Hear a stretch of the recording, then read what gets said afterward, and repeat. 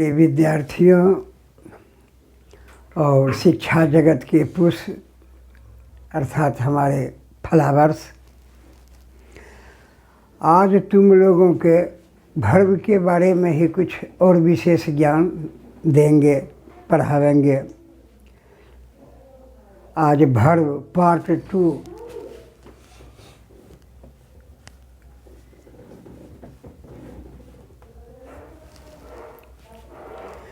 Verb के और दो भेद होते हैं।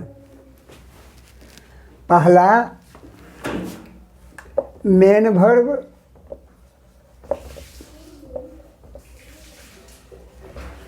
दूसरा ऑक्सिलरी भर्व।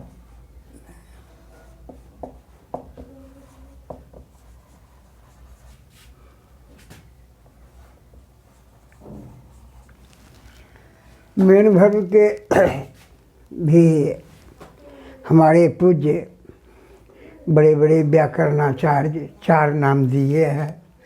कोई main verb, principal verb, lexical verb,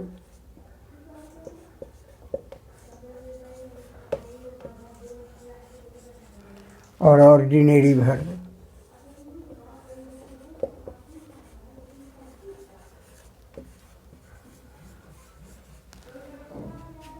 हमारे दिग्गज नेस्फील्ड साहब भी इसका भी ऑक्सिलरी भर्व के 4 नाम दिए हैं। ऑक्सिलरी भर्व, हेल्पिंग भर्व,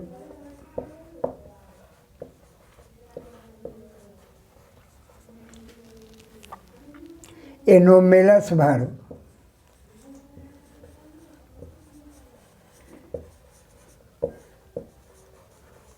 और फ्रेंड्स ऑफ नोट।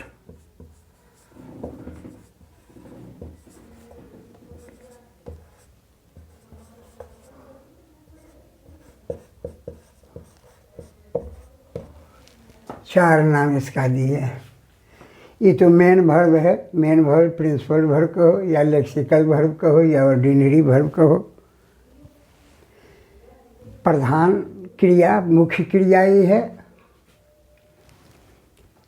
और जिस क्रिया से कार्य होने का बोध हो, और हिंदी में जिसमें ना अंतिम में लगा हुआ रहे, सब क्रिया है। बोलना, खाना, पीना, उठना, बैठना, आना जाना, सब मेन भर्व है। ये ऑक्सिलरी भर्व है। ऑक्सिलरी माने होता है सहायक, हेल्पिंग माने भी होता है सहायक, एनोमेलस माने होता है विचित्र, फ्रेंड्स ऑफ नोट माने होता है नोट का मित्र। 4 नाम इसका दिए हैं, जो कि चरितार्थ है, सही है। ये ऑक्सिलरी भर्व है और हेल्पिंग भर्व कहो, ये सहायक क्रिया है। ये किसको सहायता करता है? मेन भर्व को सहायता करता है। मेन भर्व में यह लग करके विचित्र विचित्र अर्थ तुराई देता है। ये जितना ट्रांसलेशन बनाते हो, चाहे जितना बड़ा बड़ा ग्रंथ है, बड़ी बड़ी पुस्तकें हैं, जो भी है, सब यही ऑक्सिलरी भर्व पर है। ये ऑक्सिलरी भर्व जो है सो 24 गो है तो छोटे छोटे, लेकिन इसका कहो कि छोटाई क्या रहेगा। ये तो है सतसैया के दोहरे और नाविक के तीर, देखने में छोटे लगे घाव करे गंभीर। ये बड़ा बड़ा ग्रंथ है, सब यही ऑक्सिलरी भर्व का काम है। ये मेन भर्व में लग करके विचित्र विचित्र अर्थ देता है। इसी से इसका ग्रामेरियल नाम भी रखा है एनोमेलस भर्व। इस भर्व का शब्दकोश में मीनिंग कुछ से कुछ, कहीं कुछ नहीं मिलेगा। ये ग्रामर का ग्रामेटिकल भर्व से है, इसका कोई खास मीनिंग नहीं मिलेगा। ये 24 को भर्व है। 24 कहो या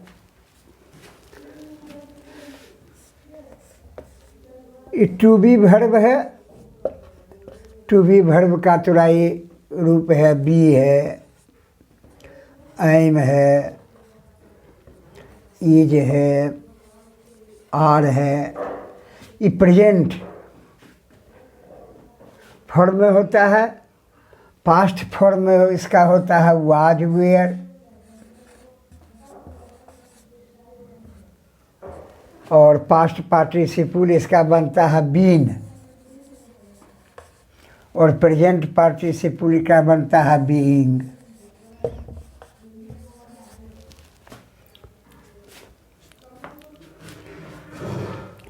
दूसरा टू डू वर्ब है। डू हुआ, डज हुआ, डीड हुआ, ऑक्सिलरी वर्ब है। तीसरा हुआ टू हैव। हैव का जो परिवार है वह है हैव हुआ, हैज हुआ, हैड हुआ और हैविंग हुआ।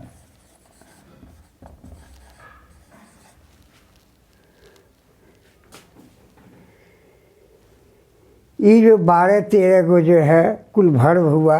टू बी का परिवार, टू डू का परिवार, टू हैव का परिवार। ये 12-13 को जो वर्ब है ये प्राइमरी ऑक्सिलरी वर्ब कहलाता है। ये प्राइमरी ऑक्सिलरी वर्ब है। इसका क्या कार्य क्या है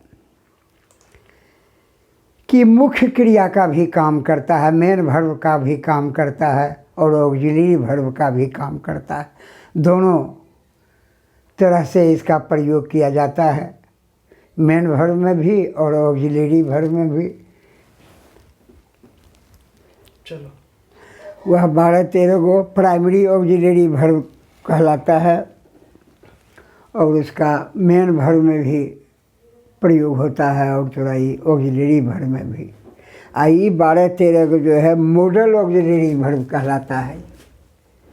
ये मॉडल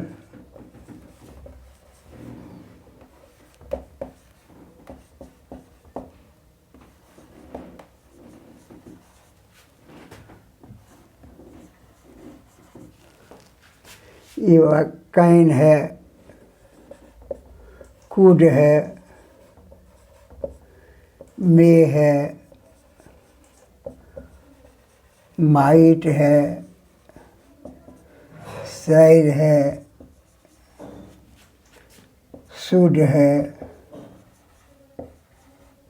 विल है, वुड है,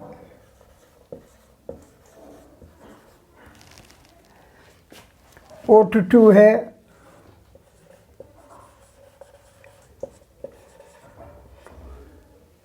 used to है,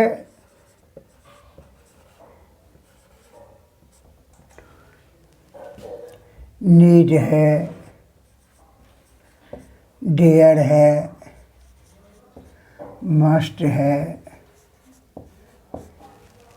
ये जो हुआ 1 2 3 4 5 6 7 8 9 10 11 12 13 ये 13 को मॉडल ऑक्सिलरी वर्ब है।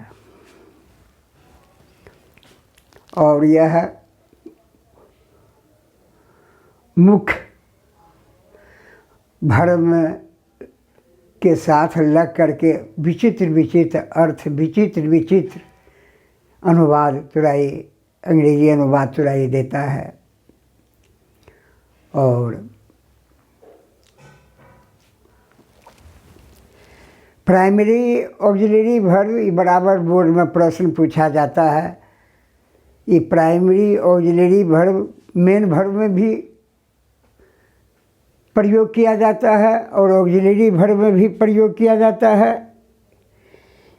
जरा सा ध्यान से जरा सुनना, जब ये 12-13 को primary auxiliary verb main verb के साथ में रहेगा, ये सेंटेंस बढ़िया से इन्वर्टेड कोमा में बंद कर लो। जब मेन वर्ब के साथ रहेगा तो उस समय यह 12-13 को प्राइमरी ऑक्सिलरी वर्ब कहलावेगा। लेकिन एक चीज़ ध्यान दो। और जब यह एक चीज़ पहले समझ लो कि बिना मेन वर्ब का सेंटेंस नहीं बनता है, बिना मेन वर्ब का सेंटेंस नहीं बनता है। अगर मेन वर्ब रहेगा तो ठीक है, मेन वर्ब के साथ में अगर तुराई ऑक्सिलरी वर्ब है तो ठीक है। लेकिन एक बात कान लगा करके ध्यान से सुनो, जो कि बच्चे को क्या कहना, बड़े बड़े भी तुराई देखते हैं बोर्ड में गलती कर देता है, आता है वहाँ पर बोर्ड में identify the main verb and auxiliary verb in the following sentences. चाहे दूसरे किस्म का प्रश्न आता है, use the following verbs both in main verb and auxiliary verb. उस समय सिर्फ हमारे बच्चे यही रटे हुए रहते हैं कि am is are was were है ऑक्सिलरी वर्ब, और तुराई यह है तुराई बाकी मेन वर्ब भी ना वाला मेन वर्ब रहता है। इसलिए वो दुविधा में पड़ जाते हैं, कन्फ्यूजन हो जाता है। आज ही कन्फ्यूजन हटा लो, एक के सेंटेंस बोले कि जब ऑक्सिलरी वर्ब मेन वर्ब के साथ में रहेगा तो ऑक्सिलरी वर्ब रहेगा। अगर ऑक्सिलरी वर्ब अकेला है तो वह ऑक्सिलरी वर्ब नहीं रहेगा, वो मेन वर्ब हो गया उस समय। उस स्थिति में वह मेन वर्ब है। उदाहरण हम थोड़ा ये देते हैं।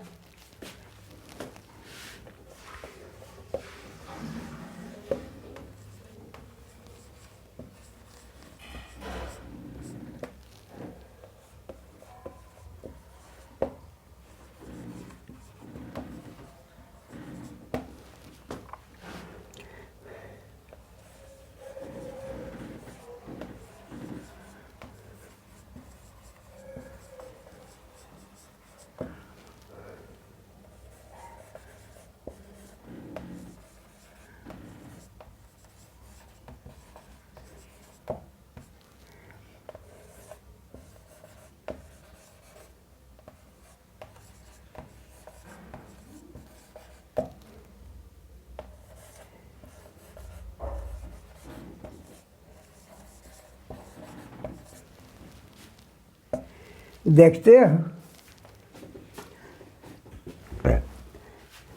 एक सेंटेंस ये बोलने दिया बिना मेन वर्ब का थोड़ा ये सेंटेंस नहीं बनता है।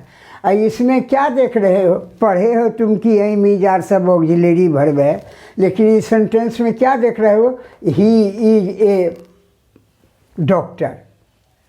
यहाँ मेन वर्ब नहीं है, इज जो है सो मेन वर्ब। अगर पूछेगा सवाल में कि तो ईज के लिखोगे इस हालत में मेन वर्ब, क्योंकि वो बता दिए हैं कि बिना मेन वर्ब का वाक्य ही नहीं बनता है।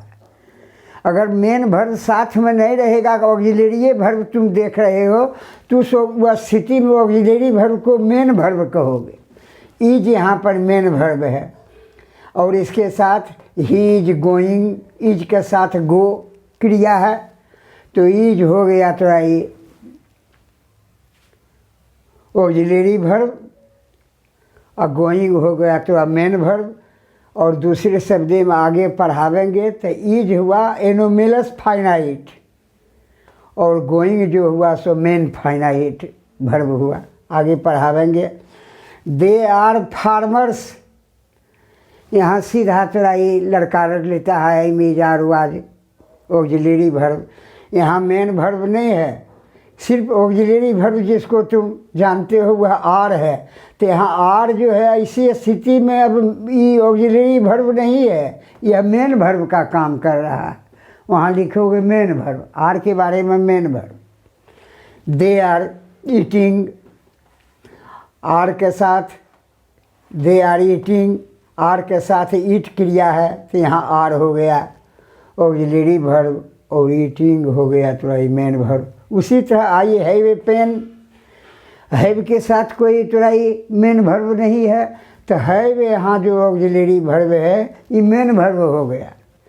और जब इसके साथ ना वाला क्रिया रहेगी, आई हैव गोन, हैब के साथ गो क्रिया है तो हैब हुआ ऑक्सिलरी भर और गौन हुआ तुराई मेन भर। ये चीज़ तुराई ध्यान में तुराई रखना हमारे बच्चों।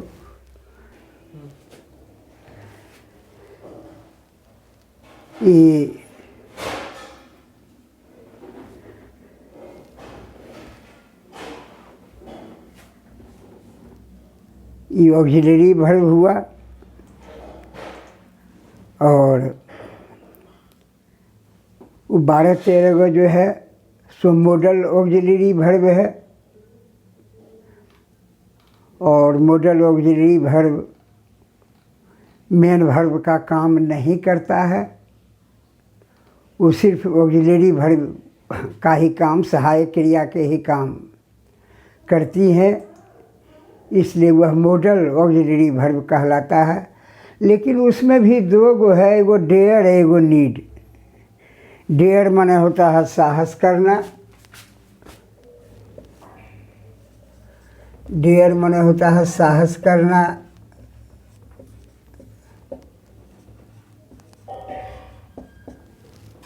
और नीड माने होता है ज़रूरत पड़ना।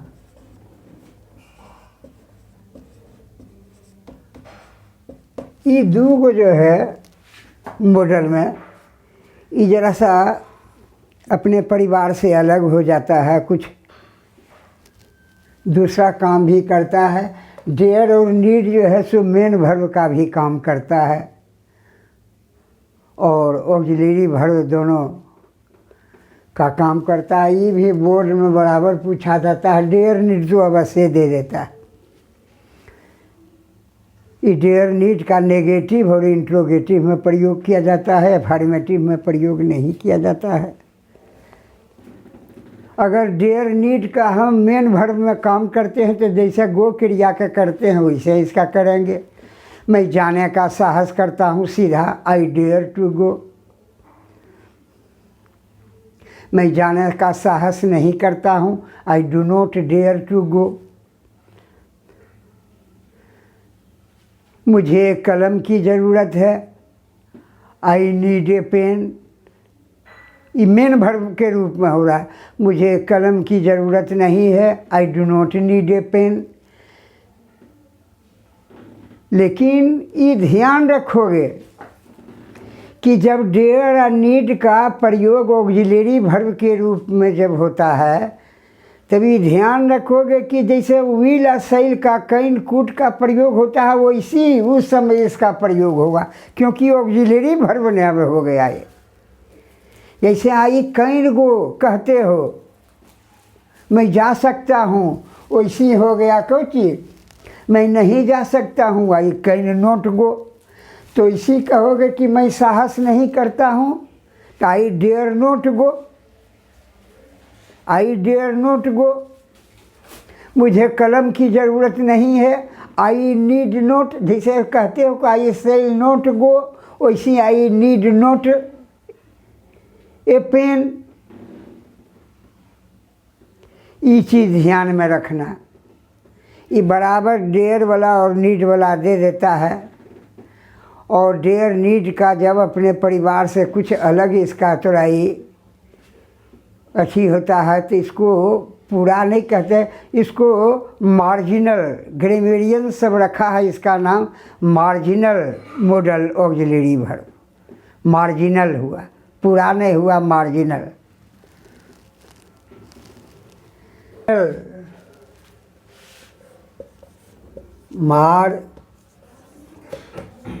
मार्जिनल मॉडल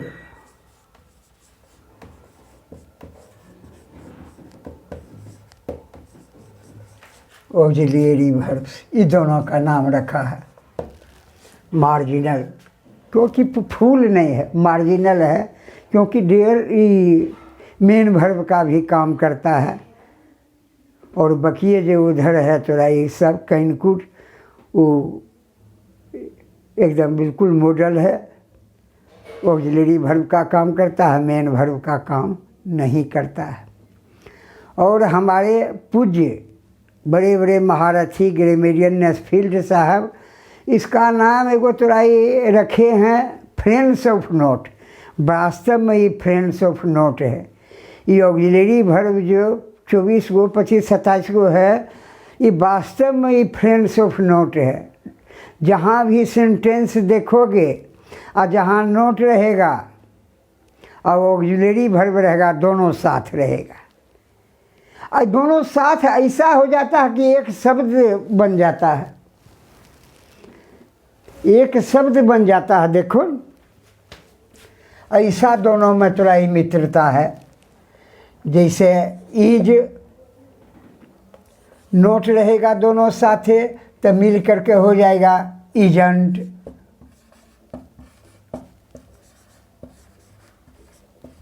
ऐसी मित्रता है। आर रहेगा आर नोट तो आरंट हो जाएगा।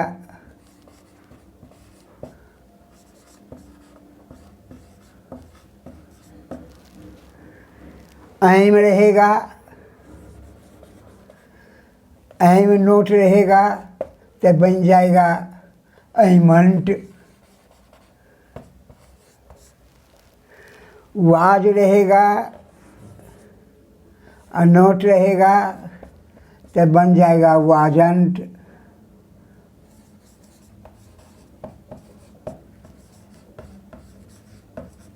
ऐसी मित्रता है।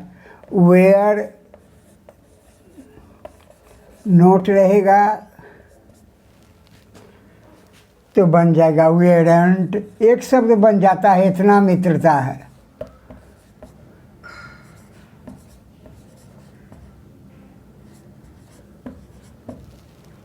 इस प्रकार सब है। डू में नोट रहेगा तो देखते हो जाता है डोंट।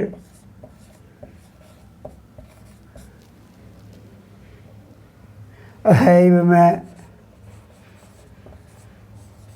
नोट रहेगा तो बन जाता है हैवंट। क्या स्पेलिंग भी हो जाता है हैवंट। इसको हैवंट कहते हैं। हैज में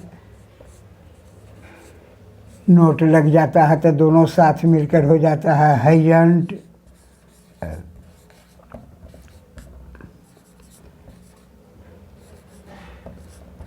ध्यान देना बच्चा ये सब।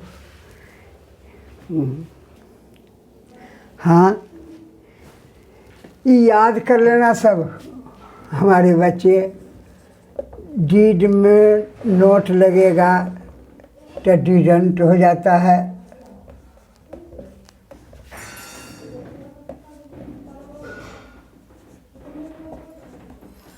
डज में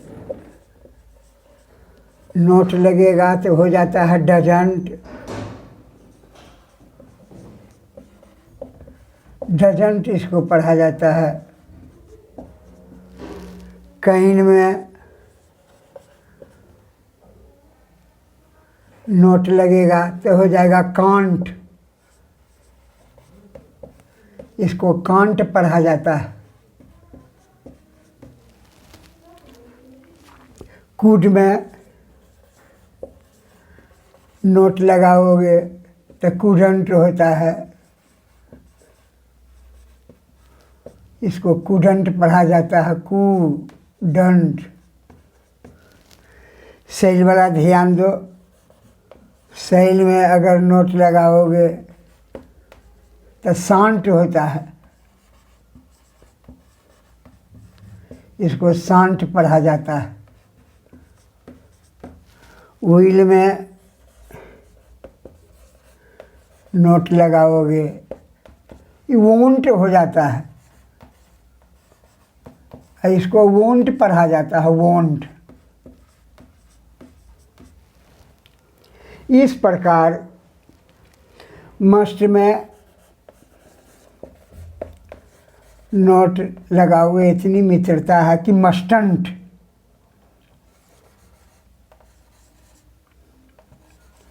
मस्टंट पढ़ा जाता है मस्टंट। नीड में नोट लगाओगे तो पढ़ा जाएगा नीडंट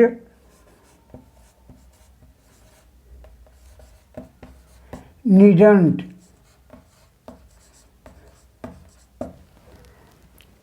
O2 में लगाओगे नोट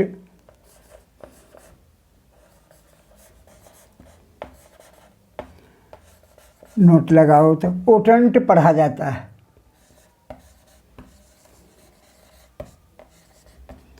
ओटंट ओटंट पढ़ा जाता है इसको।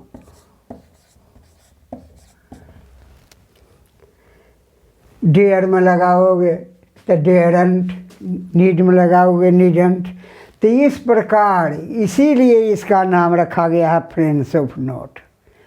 ये दोनों मिल जाएगा, यहाँ तक मिल जाता है, दोनों एक शब्द बन जाता है। देखते हो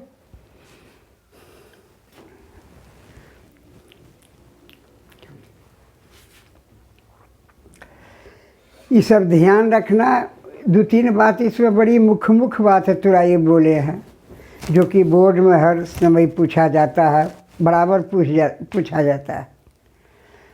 और ये तो एनोमिलस वर्ब है, ये पर्सनल प्रोनाउन के साथ मिल करके इसका अजब उच्चारण हो जाता है। पर्सनल प्रोनाउन के साथ जब ये मिलता है, तुम कविता में पढ़ोगे, चाहे किताब में भी, स्टोरी में भी, हर जगह बहुत जगह तो ये रहता है। और इसका उच्चारण विचित्र हो जाता है पर्सनल प्रोनाउन के साथ मिल करके। जैसे आई वाज, ये हो जाता है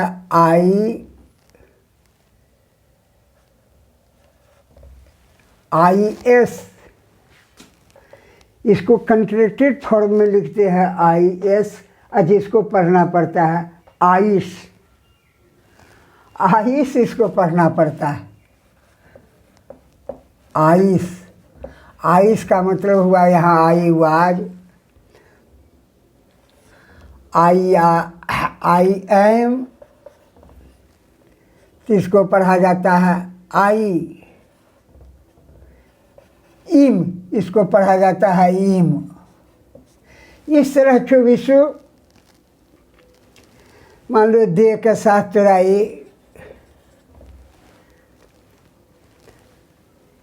है रहता है,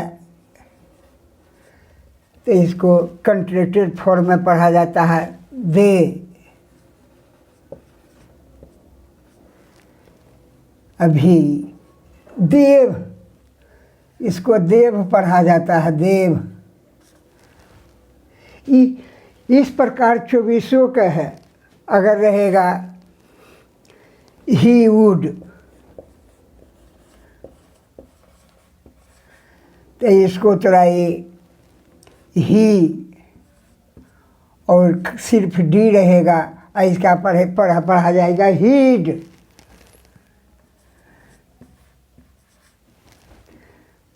उसी तरह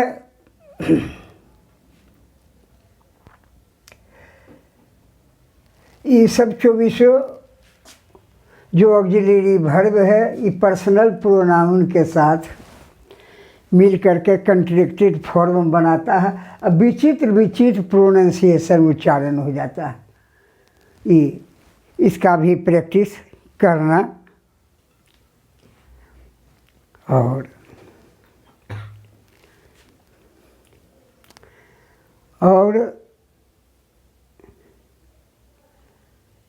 ये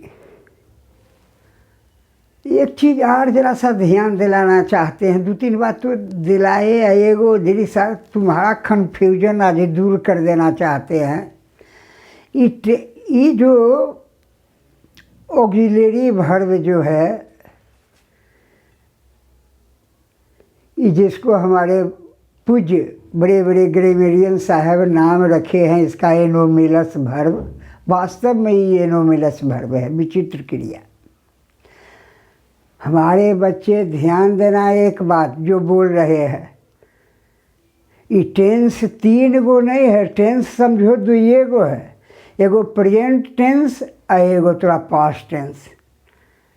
पास्ट टेंस का 4 गो जो फॉर्म है, I went, I was going, I had gone, I had been going, बस चारों स्थगित है वहीं, उससे किसी को मतलब नहीं है।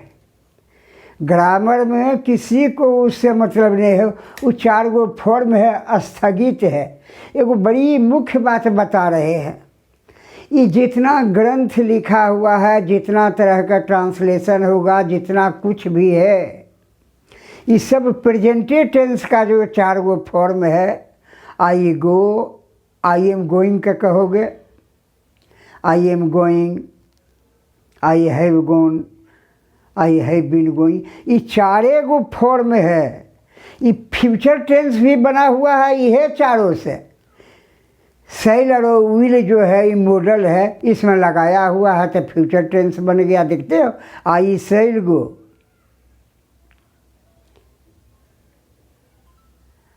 आई shall go, I am going, am हुआ बी ए हुआ, I am going, I shall be going. देखते हो, I shall be going, I shall have gone, I shall have been going. ये भी फ्यूचर टेंस जो बना हुआ है वह बनाया हुआ है, उसका कोई अस्तित्व नहीं है। अस्तित्व है इस दोनों का, प्रेजेंट टेंस का, पास्ट टेंस का।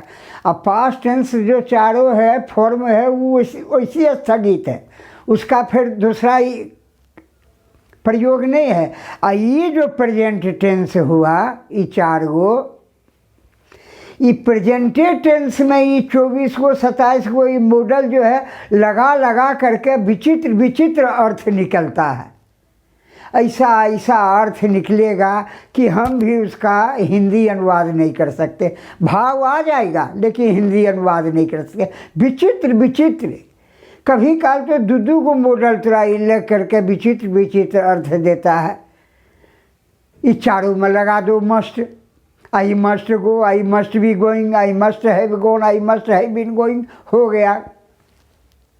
कोई चीज वुड लगा दो, I would go, I would be going, I would have gone, I had been going, हो गया विचित्र अर्थ।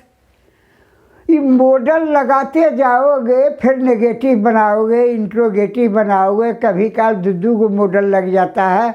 ये विचित्र विचित्र अर्थ थोड़ा ही देगा, ऐसा ऐसा अर्थ देगा कि हम भी उसका हिंदी अनुवाद नहीं, भाव आ जाएगा लेकिन हिंदी अनुवाद नहीं कर सकते कि सही हिंदी अनुवाद इसका क्या होगा।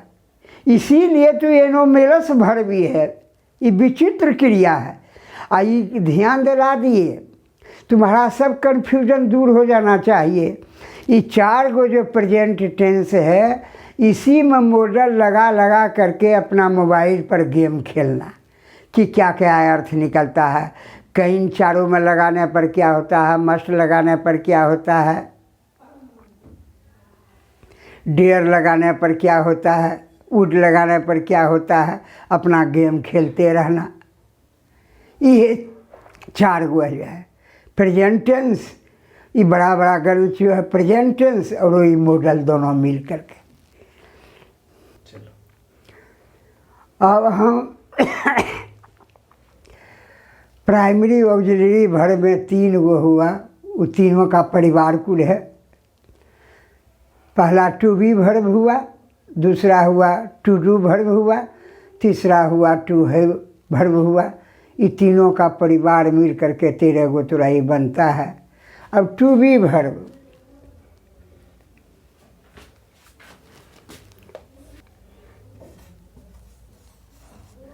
इसका तो बताइए दिए कि प्रेजेंट टेंस में ये 4 गो फॉर्म रहता है, एम, इज, आर, अभी। पास्ट टेंस में 2 गो होता है, तुराई वाज और वेयर। पास्ट पार्टिसिपल में इसका बीन होता है और भी फोर में इसका प्रेजेंट पार्टिसिपल में बीइंग हो जाता है। अब बी जो है बी क्रिया से, बी क्रिया का क्या प्रयोग है? सबसे पहले इसका कंटिन्यूअस टेंस बनता है। अरे बी ए क्रिया ना, I am going, he is going, they are going, the boy is coming, is am be are, इसी का परिवार में है बी का परिवार। पहला तो ये हुआ कि इससे कंटिन्यूअस टेंस बनाया जाता है। दूसरा, इसका प्रयोग सबसे बड़ा मुख्य चीज है, जो कि इसका पैसिव वॉइस जब बनेगा तो टू बी परिवार का कोई न कोई रहना जरूरी है। बी रहे, चाहे बीइंग रहे, चाहे बीन रहे, चाहे वाज रहे, चाहे वेयर रहे, बिना टू बी परिवार का पैसिव वॉइस नहीं बन सकता है। इसलिए पैसिव वॉइस बनाने में ये टू बी क्रिया का रहना सबसे जरूरी है। हर एक पैसिव वॉइस का सेंटेंस देखोगे, इसमें टू बी क्रिया का कोई न कोई फॉर्म रहवे करेगा। तीसरा, इसका प्रयोग वो जाना और देखना भी होता है। जाना और देखना के अर्थ में भी थोड़ा ही बी का प्रयोग होता है। क्या तुम कभी दिल्ली गए हो? Have you been to Delhi?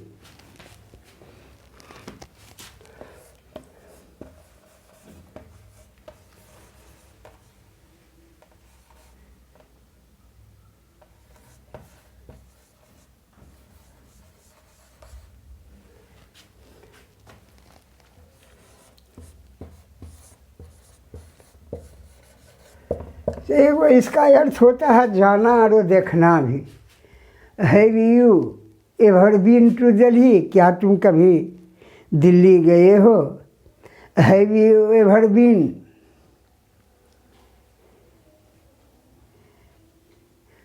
To the Taj Mahal? क्या कभी तुम ताजमहल गए हो, देखे हो?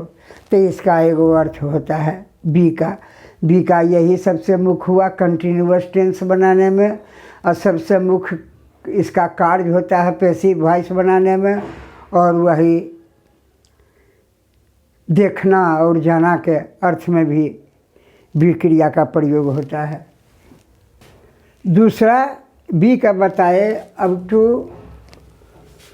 टू डू है। टू डू का परिवार है तो रही डू है, डज है, डिड है। इसका देखते हो नेगेटिव बनाने में प्रयोग किया जाता है। वह नहीं गया, he didn't go. Interrogative sentence बनाने में आता है did he go, did he गो, इसका प्रयोग किया जाता है। दूसरा प्रयोग डू का जो है, जोर देने के लिए, इम्फेसिस देने के लिए, इम्फेटिक सेंटेंस वर्ब के साथ ये प्रयुक्त हो करके ये वर्ब को जोरदार चौड़ाई बना देता है। जैसे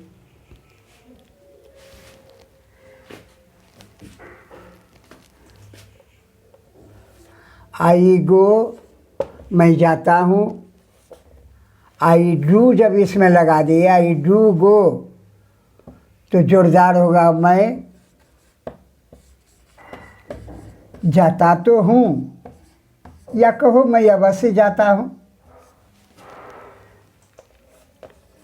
he does go,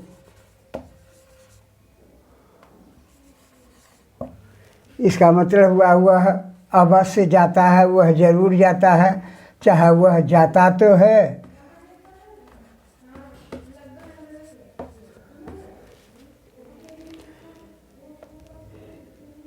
he does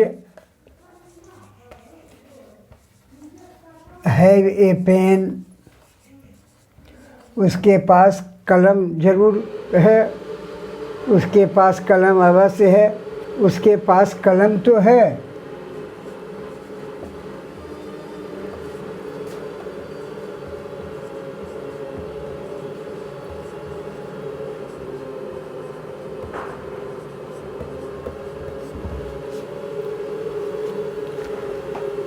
तब भर्व के साथ डू डज मैं गया तो था, आई डिड गो।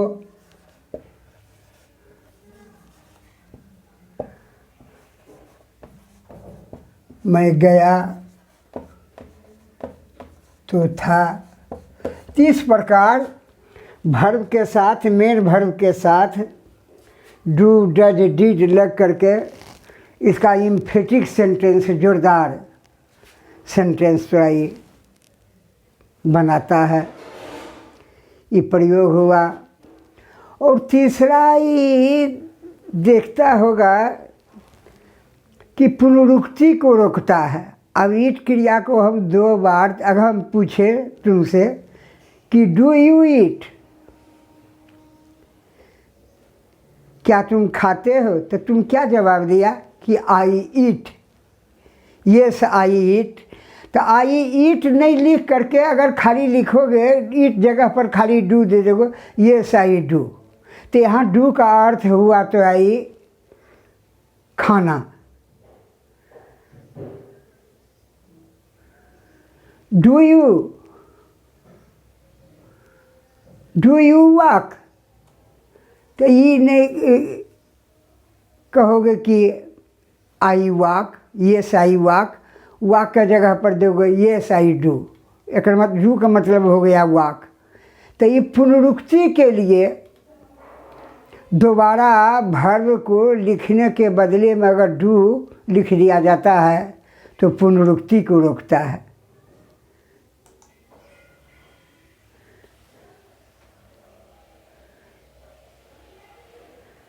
पुनरुक्ति को रोकता है।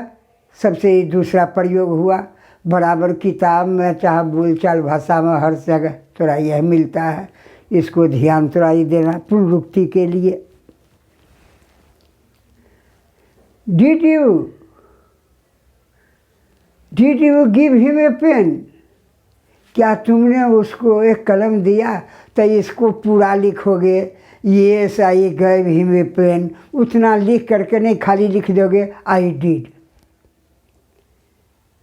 आई डिड का मतलब हो गया कि आई गिव, मैंने पूरा एलिप्टिकल सेंटेंस बन गया, पूरा तो आई मैंने उसको एक कलम दी, आई डिड।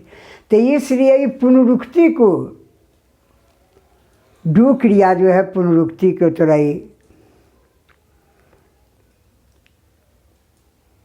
रोकता है। दूसरे भर्व के बदली में यह लिखा जाता है डू,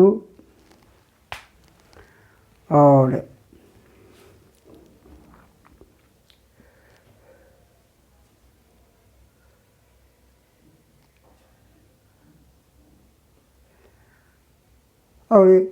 एक भर्व के बारे में और हैव के बारे में कुछ बता देते हैं।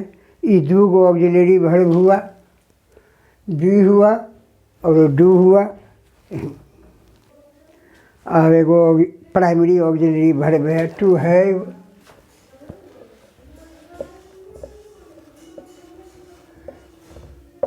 इसका परिवार सब है, हैव हुआ, हैज हुआ, हैड हुआ, हैविंग हुआ। ये ऑक्सिलरी वर्ब तो है ही। और इसका क्या काम होता है? परफेक्ट टेंस बनाने में हैव का प्रयोग होगा। मैं जा चुका हूँ, आई हैव गॉन। मैं जा चुका था, आई हैड गॉन। हैड भी हैवे परिवार का है। मैं जा चुकूँगा, आई शैल हैव गॉन। तो परफेक्ट टेंस बनाने में हैव का प्रयोग किया जाता है। सबसे और हैव क्रिया का प्रयोग कॉजेटिव वर्ब में भी इसका प्रयोग किया जाता है। कॉजेटिव वर्ब में प्रेजेंट टेंस में हैव रहेगा, पास्ट टेंस में हैड रहेगा, फ्यूचर टेंस में विल हैव रहेगा। जैसे मैंने कॉजेटिव वर्ब, प्रेरणार्थक क्रिया जिसको कहते हैं। मैंने इस काम को करवाया, I had this work done.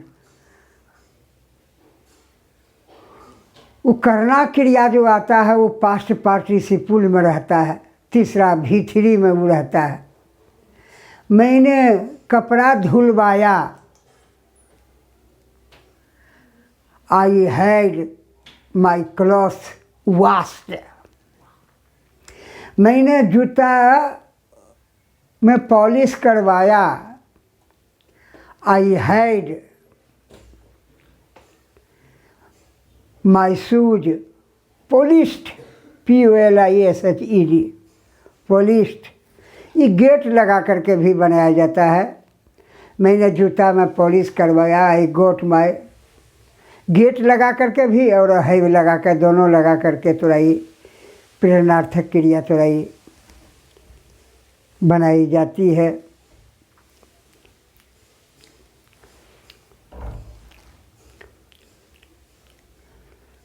और हैव क्रिया का प्रयोग एगो खाना पीना भी में भी प्रयोग किया जाता है। आई हैड माई ब्रेकफास्ट, मैं अपना नाश्ता किया। आई हैड माई मील, मैं भोजन किया। तो खाना पीना के अर्थ में भी हैव क्रिया का प्रयोग किया जाता है। और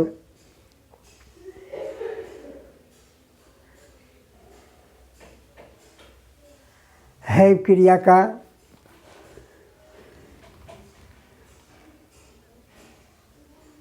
प्रयोग प्रेरणार्थक में हो ही गया ये सब।